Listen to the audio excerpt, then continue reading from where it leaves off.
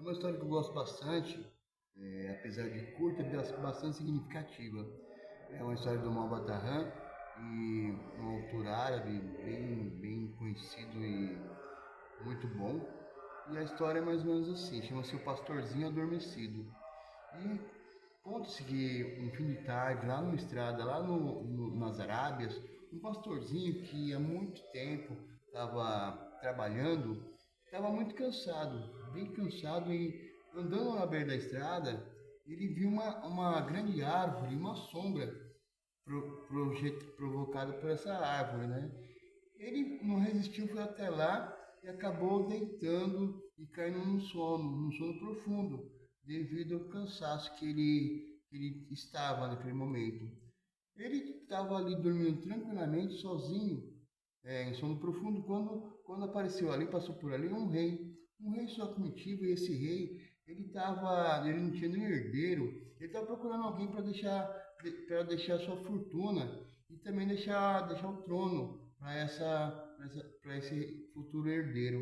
E ele não tinha, já tinha procurado lá no reino, na corte, pessoas, rapazes que ele achasse digno de suceder o trono, mas não achou. E ele, passando por ali, viu aquele rapaz dormindo tão tranquilamente, tão bonito ali, que ele resolveu bater o olho e pensou: puxa vida, eu vou fazer desse rapaz o meu herdeiro. Sim, ele será o meu herdeiro, vai herdar minha fortuna e também herdar o trono quando eu me for deste mundo.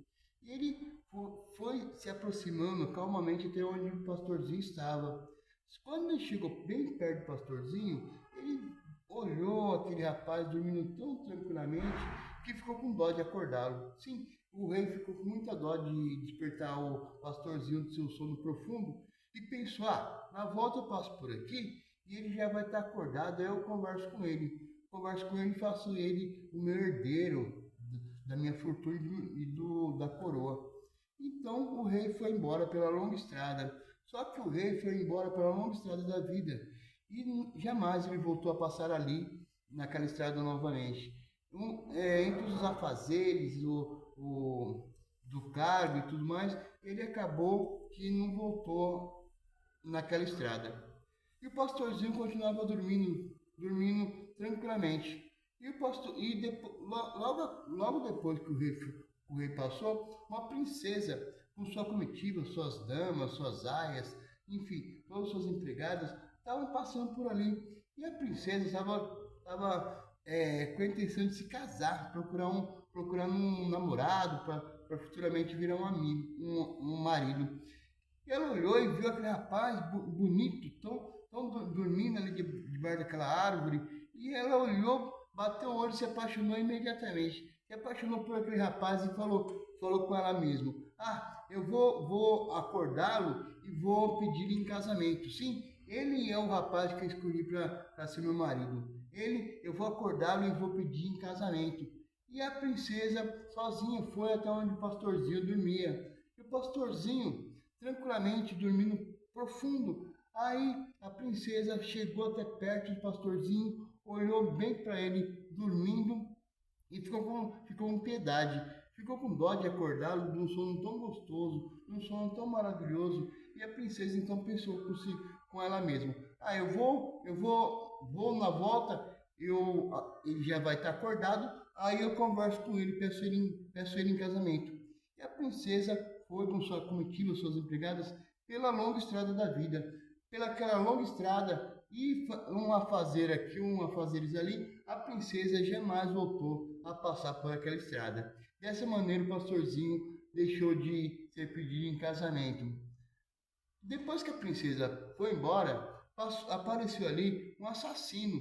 Sim, um assassino periculoso, com muito ódio no coração, com muita revolta. E ele olhou aquele moço, aquele rapaz dormindo debaixo daquela árvore, e ele pensou: eu vou até lá, sim, eu vou até lá e vou matá-lo. Assim eu vou saciar um pouco a minha raiva do mundo. Eu vou matá-lo.